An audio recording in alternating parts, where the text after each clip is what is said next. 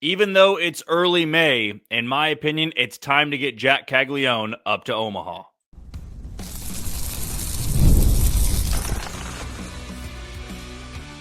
You are Locked On Royals, your daily Kansas City Royals podcast. Part of the Locked On Podcast Network, your team every day. It's another edition of Locked On Royals in the Locked On Podcast Network. I'm your host, Jack Johnson, and you can always catch me and my tweets at JohnnyJ_15. That's at JOHNYJ_15. And you can follow along on wherever you listen to podcasts: Spotify, Apple Podcast, Amazon Music, Google Podcast, Odyssey, and YouTube. Just be sure to hit that follow button and subscribe. For the new listeners out there, which should be a fun episode to start listening to this podcast with, involving the Royals' number one prospect in Jac Caglianone. Also, a recap of what happened last night and a potential trade that I do want to dive into a little bit, though we are months away from the trade deadline. But again, here's how this works. We bring you episodes Monday through Friday, usually after the games, but this week, a little bit of a chaotic schedule for me. Lots going on later on in the evening, like 8:30 to 9. So I wouldn't be able to get you those episodes until the early hours in the morning. So I thought maybe Monday through Wednesday, I can bring you these episodes that are a little bit earlier in the evening and before the actual game. But you can count on 5 episodes a week, as well as a 60-second recap after every single Royals game. And you can check those out over on my YouTube channel. Before we dive into some Jac Caglianone talk, want to let you know that today's show is brought to you by Gametime. Download the app, create an account, and use code LOCKEDONMLB for $20 off on your first purchase. Well, as I've mentioned before in my repetitive intro at times, a lot of you out there know that I work at Sports Radio 810 WHB right here in Kansas City. And a part of my duties is I'm also producing when I am at the studio, and I produce for our sister station down there, ESPN Wichita. And a part of my responsibilities today was producing for the Wichita Wind Surge game. And they were on the road taking on the Northwest Arkansas Naturals. So really just a blessing for me that I get to produce behind the scenes and also listen to a game where Jac Caglianone will be playing. And it was also the free minor league game of the day. So if you went to MLB TV or MLB.com, you would have been able to see that game without any hangups. And I thought the stream was pretty good. The audio was pretty solid. All things considered, because sometimes those free games for minor league baseball, the camera work is a little bit wonky. Some of it is really delayed. It buffers, but it was clean today, at least on my end. I don't know if those of you out there listening had any issues with it, but that's aside from the point. But it was great for me because I got to listen on the air about Jac Caglianone and what he was going to be doing in this game. Now, his first at bat, he strikes out, worked the count to 3-2, but then eventually struck out in an off-speed pitch. After that, he put together arguably his best game as a prospect, his best game since college. He went 3 for 4 on the day. Everything was to the opposite field. He homered multiple times, and he had the dagger moment for the Wichita Wind Surge in that game with a go-ahead 3-run shot in the 7th inning. Again, all of these balls were hit to left field.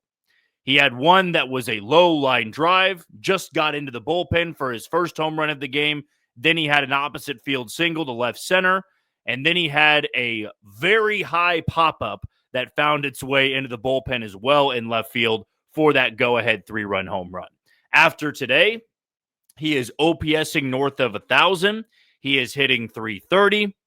And I'm going to go out and say right now that I don't believe he needs to be in AA that much longer.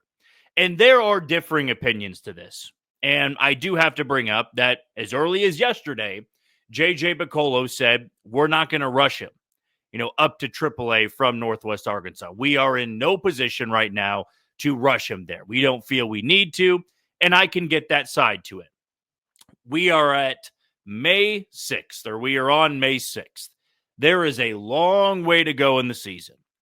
And there's going to be another slump that Jac Caglianone goes through. I don't know if it'll be in AA. I don't know if it'll be in AAA or if it'll be in Kansas City. And it's not just today. from what I've seen that is pushing me in the direction of I don't care that it's been less than 30 games in AA. He needs to go to AAA. For me, it's how he's performed beyond the numbers, what these numbers are really saying.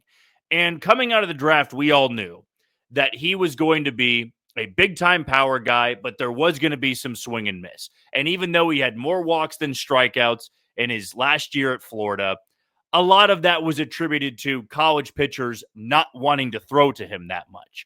I mean, there were some at-bats where it was basically an intentional walk without just sending him over to first base. Like, it was almost the Barry Bonds treatment. Back-to-back years of 30-plus home runs in college baseball, you're going to be treated like Barry Bonds. So you had this idea in your mind about what type of hitter he would be. And I thought he's going to be able to hit 30-plus home runs in a minor league season. He's also going to strike out, 140 to 150 times. He's going to have a 30% strikeout rate. And through his first struggles this year, he did at one point go through a 2-for-30 stretch. It wasn't pretty. There were a lot of swing and miss games. There were a lot of multiple strikeout games. And there wasn't much on base going on, for lack of a better term. But he's responded to that 2-for-30 stretch by hitting .455, getting on base over 600, OPSing well north of 1,100. I mean, what he's doing is ridiculous. And on top of that, he's cutting down the strikeout rate. His K percentage now is below 25%, and his walk rate is over 12%.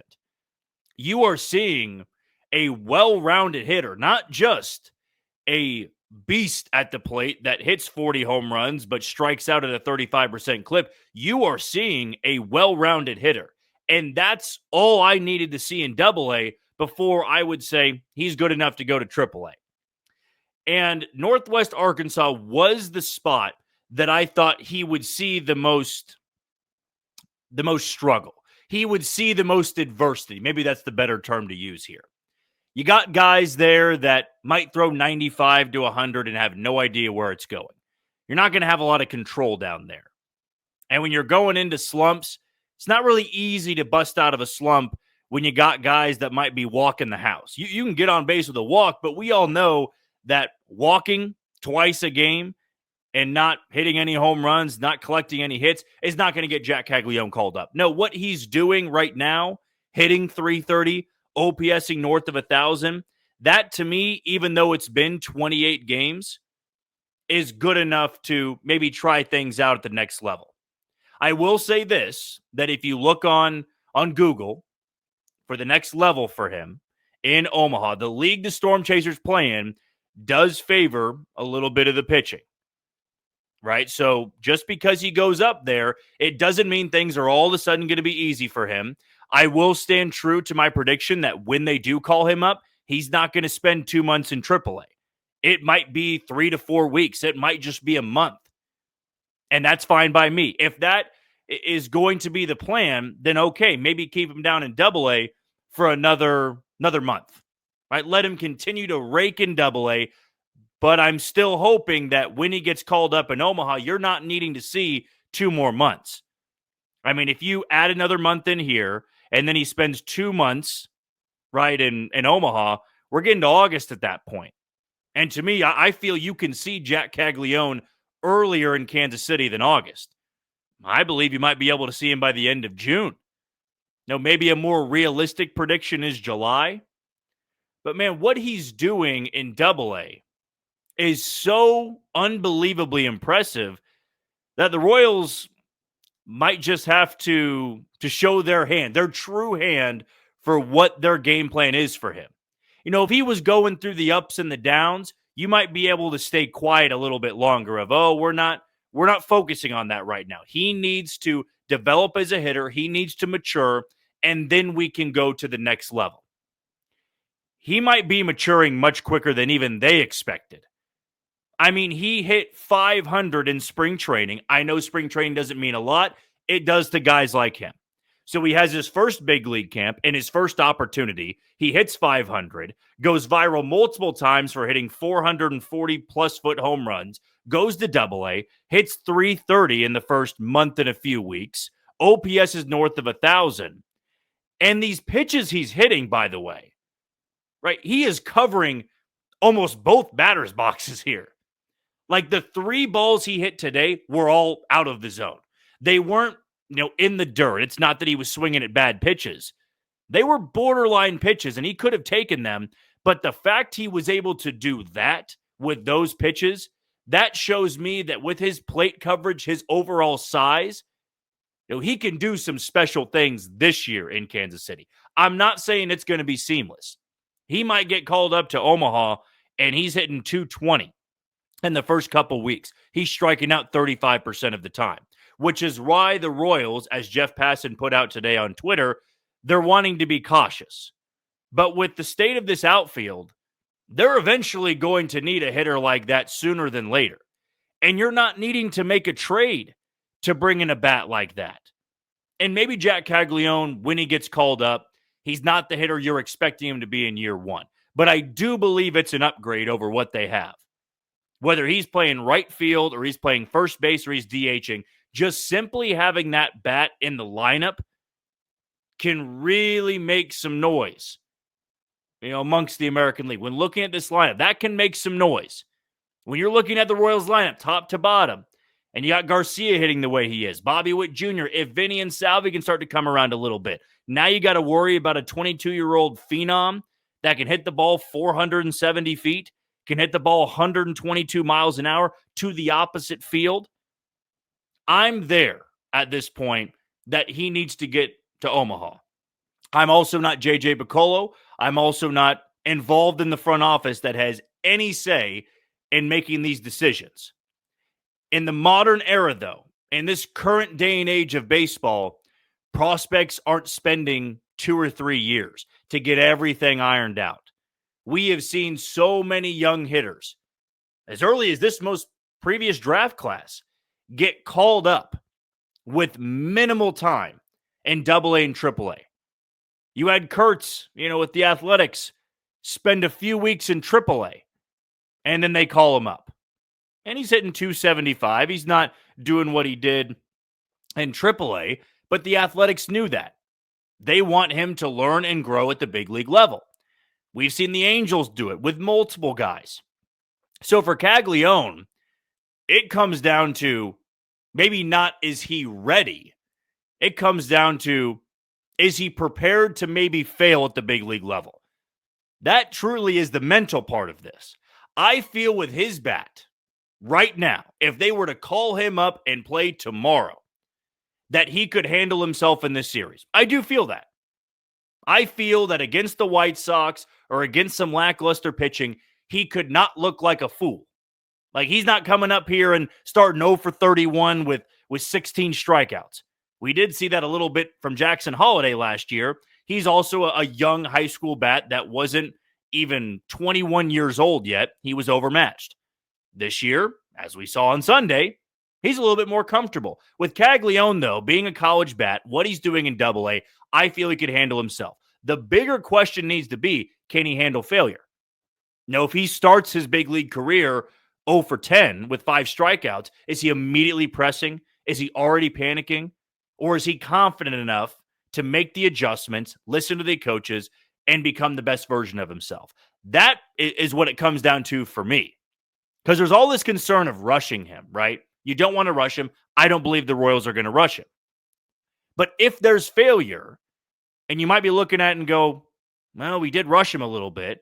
The last thing you want to do is 10 games in go, okay, abandon the plan. We're sending them back to AAA. That's the last thing you want to do.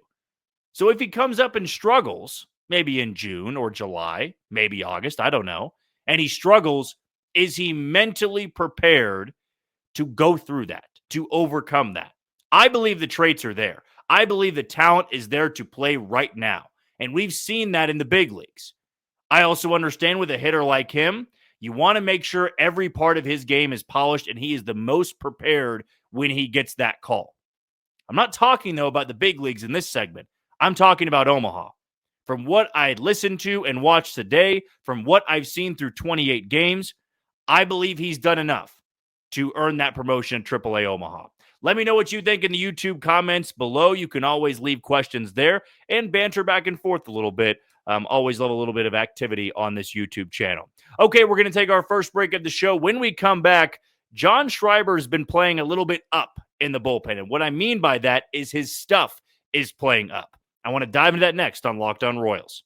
You are tuned into Locked On Royals and the Locked On Podcast Network. I'm your host, Jack Johnson, and you can listen to us on wherever you download your podcast. Before we go any further, I want to let you know about Monarch Money. Ever check your bank account and wonder, where did all my money go?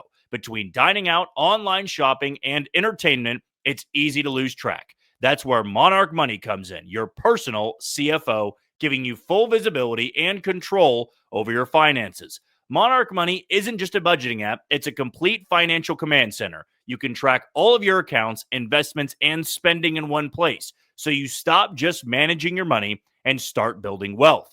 Take control of your finances with Monarch Money and use code LOCKEDONMLB at monarchmoney.com for 50% off on your first year. That's monarchmoney.com with code LOCKEDONMLB, LOCKEDONMLB, for 50% off on your first year. So don't waste any time. Get started today with Monarch Money. And a reminder that though back-to-back days, we've brought you these earlier episodes before the games actually occur. We do plan on going back to normal next week. I will be heading out to San Francisco at the end of next week, and I'll be at 2 of those games. So still TBD on if we're going to be doing episodes down there. Really comes down to connection and stuff like that. I will be bringing those 60-second recaps, that's for sure. But just we'll be out of town for a while, beginning at the end of next week, Thursday through the following Wednesday. But I should be able to still have our episodes as normal next week.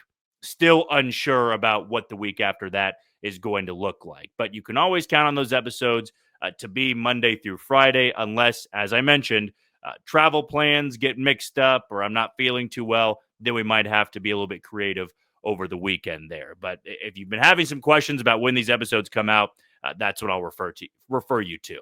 And if you have any questions about Jac Caglianone or have any thoughts, please let us know in the YouTube comments below. Now I want to jump back to Kansas City because this is a podcast about the Royals. It's not about the Northwest Arkansas Naturals. It's not about Jac Caglianone, though he will be sprinkled in from time to time with our segments. But last night, the Royals tossed their 5th shutout in 10 games. They are on quite a heater. And it's a combination of the rotation. It's a combination of the offense getting going a little bit. And it's this bullpen, which has just been lights out for a while now. There were some ups and downs when Chris Stratton and Sam Long were really struggling. Carlos Estevez had a bad blown save against Colorado. But everybody seems to be settling into some type of a role. And when I was out there last night, had the chance to talk to Mac Quatrero in the media scrum or the press conference room, whatever it is, and asked him about Steven Cruz getting more high leverage innings. And he said, as long as he's in the zone, we're going to trust him to handle those spots. And since he's been in the zone the last couple times, like, they're going to continue to believe in him in spots like that. And what's even more important is that last night, Lucas Erceg was unavailable. And that, to me, shows the depth and the strength of your bullpen.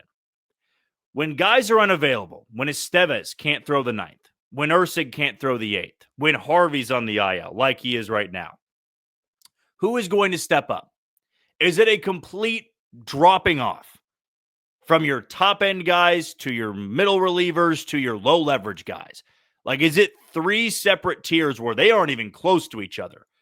Or is it like what the Royals have going right now, which is no matter who's taking the ball, you've got confidence? And John Schreiber is becoming one of those guys for me. He already was last year, but we saw Schreiber go through those ups and downs. There were some issues with command, even when he was pitching well in April. The velocity wasn't there. We are seeing the best version of John Schreiber in a Royals uniform. We have not seen him look this good since he was in Boston the year he had a sub-3 ERA and worked a lot of innings. Like, the velocity that he is throwing with is good enough to be trusted in an 8th inning, 1-run situation. That's how good his stuff is playing and the high leverage spots. Last night, he has to come in the 6th inning because Reagan's only goes 5. He strikes out 11 in his return to the bump.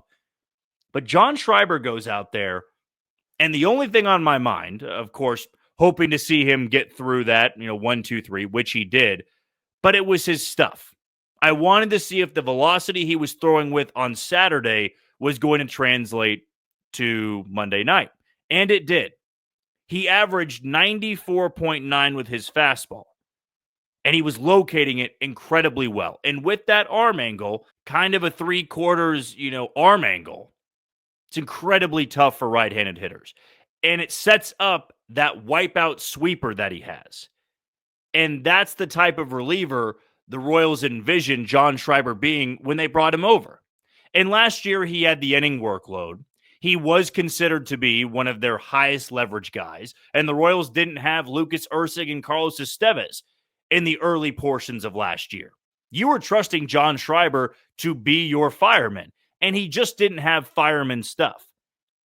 Now he kind of does. It's not Lucas Erceg type velocity and type movement.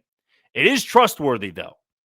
If the Royals brought in John Schreiber tonight in the 8th inning and it was a 1-run game, I have full confidence he's in that quote-unquote circle of trust. And if he's going to throw with this velocity, you've got a serious weapon in the bullpen. And it's starting to become an abundance of weapons out there. It's not just Erceg. I mean, Harvey's not even healthy. And when Harvey comes back, that's another name you get to add in. But to have John Schreiber throwing like this, it really does transform that bullpen. Because last night you might have been wondering, well, who gets the 6th? If Erceg's not available for the 8th, do they go to Daniel Lynch? Well, maybe not, considering how many righties the White Sox have in the lineup. So you go to Schreiber, and he didn't even sweat at all. He strikes out 2. The velocity was there. It's up a couple of ticks from his season average. And now that's back-to-back outings where it's been noticeably better. It's been noticeably harder. And when you throw from that angle and you're sitting in the mid-90s, I mean, that can almost be impossible to hit for a couple of guys. And for an offense that struggles like the White Sox, it's really going to be difficult. He's getting more swing and miss. I mean, he's known to be a pitch-to-contact guy. Throwing in the low 90s. He's got the sinker. He's got the cutter. He's got the sweeper. Yeah, you are going to pitch to contact when you're throwing 91 to 92. He struck out 15 in about 15 innings of work. The command's been better. He's more aggressive. And we know he brings that tenacity, that intensity, yelling and smacking his glove every time he gets a big out. I mean, he's another name you can now count on to get 3 outs in critical moments. He's not trusted as much as Lucas Erceg is, but he's getting into that territory to where Hunter Harvey was before he had to be sidelined on the IL. I mean, if they were to go Schreiber, Erceg, Estevez in a big situation when everybody's fresh, I'm not going to hate it. He's pitching well enough to earn those spots. If he has to pitch in the 9th inning because both Erceg and Estevez are not able to go, I'm not going to fight it. And that makes the job a hell of a lot easier on Matt Quatraro. We've all got, our thoughts and opinions on who should be throwing in what spots. I mean, when you look at a major league manager, they are maybe criticized from time to time on the lineup. They are criticized when they pinch hit for somebody and it doesn't work out. What they are largely criticized on is bullpen management. It's the way it always has been. If you go to somebody and they don't have it and they blow the game, it's on you. It's not on the pitcher, apparently. And last year, the Royals just didn't have a very sound bullpen. It wasn't a very buttoned-up bullpen. There were a lot of guys that went through the peaks and the valleys. This year, it's been consistent. You've got a bullpen that collectively has an ERA south of 3, and that includes the numbers that Chris Stratton and Sam Long put up. And if you combine those two with their 22, 23 earned runs on the season, that is 7 more than the entirety of that bullpen. The entirety of the bullpen, everybody not named Chris Stratton and Sam Long, have given up, I believe last time I checked, 16 earned runs. And this includes Jonathan Bolin, Taylor Clark, Evan Sisk, guys they brought up for a short period of time. Everybody else in that bullpen, 7 runs less. So your lowest leverage guys in Chris Stratton and Sam Long, they have ballooned that ERA a little bit, but that's also showing you how good it's been. I've been so impressed with the entire group, and I've been very impressed with John Schreiber of late.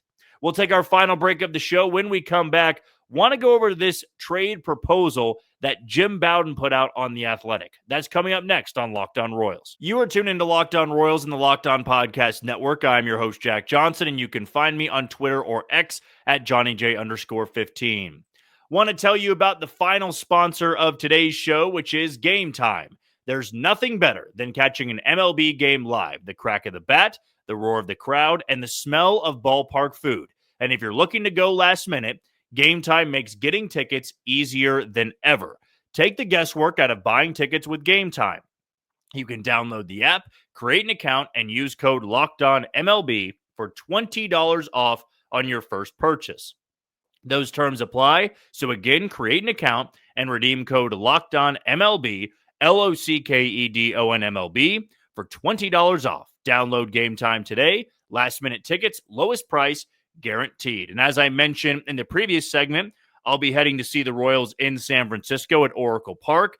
Bought my tickets over Christmas for the Monday game, but then decided because of me and my brother's schedule that we're going to have time to go on the Tuesday night game. So where did I go to? I went over to Gametime. It was super easy, got cheap tickets, and now I'll be seeing more than half of that series as the Royals will take on the Giants here in a few weeks.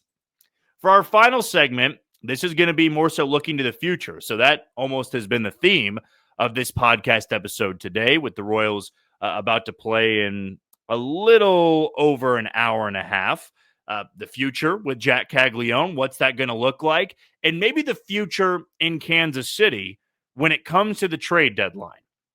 And I believe that it is very noteworthy that the Royals decided to not sit on their hands, but bypass all the potential guys they could have given a multiple-year deal to in free agency or go after in a trade. They tried to make a push for Anthony Santander, couldn't meet the means. They probably went after Tyler O'Neill in some regard, couldn't meet the means. They went after Randall Grichuk, appears he wanted to stay home. There were an abundance of names out there. There were a lot of names that we covered on this podcast throughout the offseason, and the Royals didn't land any of them. Jurickson Profar, another name, but even he was somebody that got sidelined real quick in the 2025 season. So you have somebody that was suspended almost immediately into the year. Good thing the Royals dodged a bullet there. This is now looking to the trade deadline, and why I bring that up. When the Royals in the past with JJ Picollo have not gotten the guy they wanted in the offseason, they wait a little bit, and then maybe at some point in the season, they strike for that deal. Right? With Hunter Harvey, it was the same thing. They were interested in Hunter Harvey in the offseason last year, and then they found a way to make a push for him a little bit before the trade deadline, and they got some bullpen help. Same thing with Lucas Erceg, though I don't know exactly when that interest started. With the Royals not making a move in free agency, it turned on the light bulb in my head that, okay, if they're in it by July, they're going to revisit with some of these teams and try to strike a deal. Because in the offseason, you might have those hopeful GMs thinking like the Angels, hey, we did spend some money and we believe we're going to be a contender.